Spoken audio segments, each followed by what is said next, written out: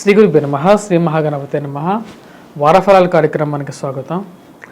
ద్వాదశ రాశుల వారికి గోచార రీత్యా చంద్రమాను అనుసరించి ఇక వారం ఎలా ఉండబోతుందని చూద్దాం. వృషభ రాశి వారికి అనుకూలమైనటువంటి కాలంగానే చెప్పవచ్చు. వ్యయ స్థానాల్లో ఉన్నటువంటి ఈ యొక్క రాశి వారికి వ్యయ స్థానంలో ఉన్నటువంటి బుధుడు కూడా అనుకూలమైనటువంటి ఫలితాలు ఇస్తున్నాడు అనమాట. ధన సంబంధితమైనటువంటి లావాదేవీల్లో అనుకూలంగా ఉంటుంది. లాభస్థానంలో కుజుడు రాహువు ఇద్దరు అనుకూలమైనటువంటి ఫలితాలు ఇస్తున్నారు అన్నమాట. వృత్తి వ్యాపార రీత్యా కూడా అనుకూలమైనటువంటి ఫలితాలు పొందడం అనేది జరుగుతుంది. జన్మరాశిలో వచ్చినటువంటి శుక్రుడు అంటే గత వారంలో 18వ తారీఖున శుక్రుడు జన్మరాశిలోకి సంచారం చేస్తున్నప్పుడు అది ముఖ్యంగా స్త్రీ సంబంధితమైన విషయాల్లో అనుకూలతని, ఉన్నత స్థాయిలో ఉన్నటువంటి స్త్రీలు, తెలిసినటువంటి స్త్రీలతో అనుకూలమైనటువంటి వారి యొక్క సహాయం పొందడం అనేది జరుగుతుంది అన్నమాట. వారు చేసేటువంటి సహాయంతో మీకు కొంచెం లాభాన్ని మీరు పొందడం అనేది జరుగుతుంది. వారి యొక్క కృతజ్ఞతను కూడా మీరు తీర్చుకోవడానికి ఎక్కువగా ప్రేమిస్తారు. మరి అది ప్రేమ సంబంధితమైన వ్యవహారాలు, మరి అదేవిధంగా ఈ యొక్క విషయాల్లో కూడా అనుకూలమైనటువంటి ఫలితాలు పొందడం అనేది జరుగుతుంది.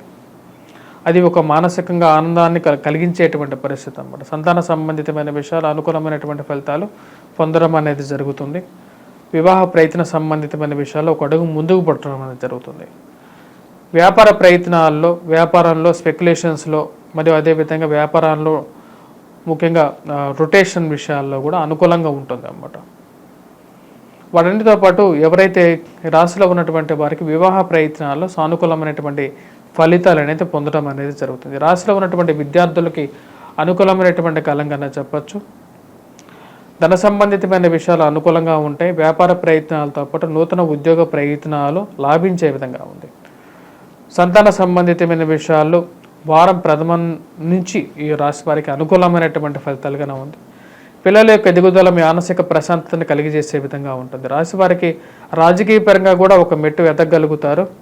రావాల్సినటువంటి ప్రమోషన్స్, ఇంక్రిమెంట్స్ అనేవి లాభించే విధంగా ఉంది. వృత్తిపరంగా, వ్యాపార పరంగా కూడా సానుకూలమైనటువంటి ఫలితాలుగానే చెప్పవచ్చు. ధన సంబంధితమైన విషయాల్లో అనుకూలించినప్పటికీ కూడా ఈ రాశి వారికి వచ్చినప్పటికీ కొన్ని విషయాల్లో దగ్గరగా వచ్చినటువంటి కొన్ని అవకాశాలు దూరంగా జరగటం అనేది మానసిక చిందక కారకంగా తయారవుతుంది. విద్యార్థులు పోటీ పరీక్షలో రాణించగలుగుతారు. ఆరోగ్యపరంగా కూడా కొన్ని చికాకులు అనేవి ఎక్కువగా ఎదురవుతాయి. రియల్ ఎస్టేట్ సంబంధితమైన విషయాల్లో లావాదేవీలు, భూ సంబంధితమైన లావాదేవీలు సానుకూలపడే విధంగా ఉంటుందన్నమాట. ఓవరాల్గా వృషభ రాశి వారికి వచ్చినప్పటికీ కొన్ని ఇబ్బందులు ఉన్నప్పటికీ కూడా సానుకూలపడే విధంగా ఉందన్నమాట. ఈ యొక్క విషయం మానసికంగా కూడా ప్రశాంతతను కలిగించే విధంగా ఉంది. మరి అదేవిధంగా ఈ రాశి వారు చేసుకోవాల్సినటువంటి పరిహారాల గురించి మనం చూసినట్లయితే ఆరోగ్యపరంగా వచ్చినప్పటికీ రవి జన్మరాశిలో సంచారం చేస్తున్నప్పుడు కొన్ని కష్ట నష్టాలను కలిగించినప్పటికీ డబ్బు ఎక్కువగా ఖర్చు అవుతూ ఉంటుంది. అంటే ముక్కుసూటిగా మీరు మాట్లాడేటువంటి తత్వాన్ని కొంచెం కంట్రోల్ చేసుకున్నట్లయితే మిగతా విషయాలన్నీ ఇవన్నీ సానుకూలపడే విధంగా ఉంటుంది.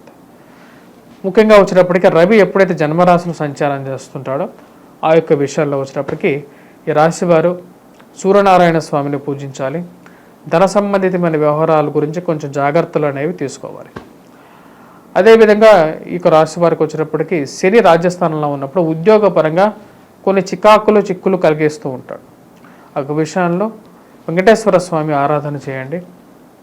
నూతన ఉద్యోగ ప్రయత్నాల్లో స్థిరత్వం అనేది కొంచెం లోపించే విధంగా ఉంటుంది. అంటే చేస్తున్నటువంటి ఉద్యోగంలో అంతా బాగానే ఉన్నా సరే ఏదో ఒక అడ్డంకి ఏర్పడుతూ ఉంటుంది. కాబట్టి తగు జాగ్రత్తలు తీసుకోవాల్సినటువంటి ముఖ్యమైనటువంటి సూచన.